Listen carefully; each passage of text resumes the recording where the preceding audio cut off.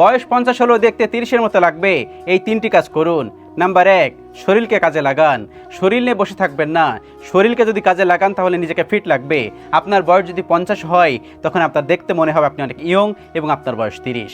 Number 2, অলসতা মানুষকে বুড়ো বানায়। আপনি যদি অলস জীবনযাপন করেন তাহলে দেখবেন আপনি অতি দ্রুত বুড়ো হয়ে যাবেন।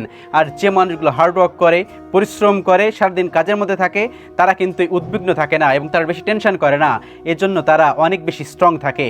আর আপনি যদি অলস থাকেন দেখবেন খুব দ্রুত আপনি বুড়ো হয়ে গেছেন।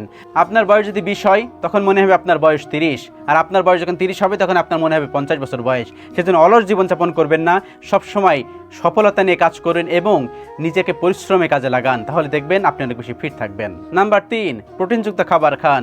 এমন খাবার খান যেগুলো আপনার প্রোটিন বুস্ট করে, আয়োডিন বুস্ট করে, ক্যালসিয়াম বুস্ট করে। এমন খাবার খান যেগুলো আপনার পেশিশক্তিতে কাজে লাগবে, আপনার শরীরে কাজে লাগবে, আপনার মেদ হবে না। এমন খাবারগুলো খাদ্য তালিকায় রাখুন।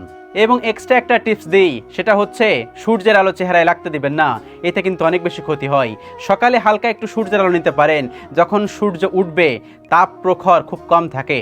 কিন্তু যদি আপনি সারাদিন সূর্যের মধ্যে থাকেন তাহলে দেখবেন আপনার চেহারার লাবণ্যতা নষ্ট হয়ে যাচ্ছে। চেহারা যদি নষ্ট না করতে চান তাহলে সূর্যের আলোয় বেশিক্ষণ থাকবেন না।